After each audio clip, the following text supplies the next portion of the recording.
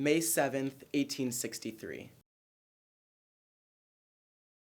My dear Catherine, I again take the privilege of writing you a few lines for your perusal. Since I last wrote to you, we have been moving about a great deal. On the 29th of April, we left Young's Point and went to the Yazoo River to a place called Haynes Bluff. There were about 6,000 of us and 8 gunboats. This move was made to draw as many rebels from before Grant's army at Carthage so that he could go on with his intended movements. We arrived at Bluffs at sundown. Early the next morning, our gunboats commenced shelling the rebel forts and succeeded in driving them from their batteries. One of our gunboats was struck 53 times, but no damage was done. In the evening, the 30th was ordered to move forward so as to make the Rebs think we were going to make a charge on their works. The Rebs seen us coming, and they flew to their batteries in a minute, and the first thing we knew was a shell among us, but it done no harm. The gunboats again opened on them and soon drove them from their guns. We were ordered to stay all night under the mouths of the enemy's guns, and in the night we could hear them hauling cannons and planting them along the line. But they did not molest us until after dinner the next day. We then saw long lines of infantry marching and taking up their position in battle array, and the gunners getting in their places. We knew that they were about to commence on us. We also knew that they had been reinforced by about 15,000 during the night before, which is just what we wanted. We were ordered to fall back behind the riverbank so as to be out of danger, for the gunboats was going to open on them again. They soon commenced, and the Rebs only fired 12 shots before they had to leave their batteries. We could see them carrying of men that were either dead or wounded. Our boats then began to shell the rebel infantry, and I never saw such a scampering in my life. They ran in every direction, and we saw them carrying off dead or wounded from there, and in less than 3 hours there was not a Reb to be seen. We stayed along the lines until after dark, when we got on the boats and sailed for Young's Point, and arrived there about 11 o'clock in the night. We had no one hurt, although we had a great many shots fired at us. The Rebs cannot say this.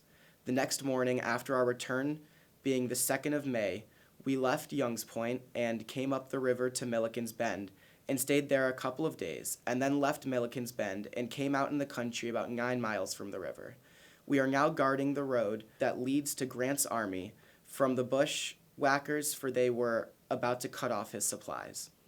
We are now by ourselves, our regiment, and we are camped in a very nice little grove with very green sod, and we all feel very happy and well contented. We have nothing to do, only to guard the road and be in the shade, which suits a lazy soldier's life. Corn is now 2 feet high, and blackberries are ripe, and so is mulberries. We will be plenty of roasting ears in June, and peaches will be ripe about the 25th of June. This is the most beautiful country in the world.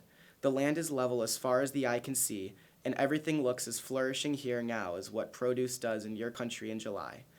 I am much taken with this part of the world, and I have almost come to the conclusion that if I ever live to get out of the army, to live the balance of my days out in the South. I must close my letter for the present, hoping this will find you as well as your kind letter found me. It was dated and believed the 24th April. Write soon and direct as before, and forward to regiment. This from your lover, E.J. Allton. Catharine Shick, farewell.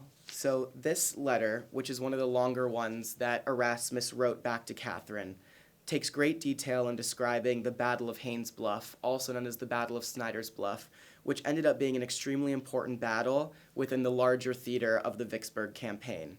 It takes place along the Yazoo River, and there are just a whole bunch of details between the gunboats and how many shots were fired and wounded soldiers being carried off that really aren't found in a lot of his other letters, which might focus more on his relationship with Catherine.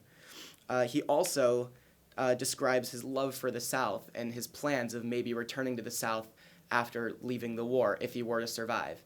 He does end up surviving, and he ends up following Catherine and going back to Ohio.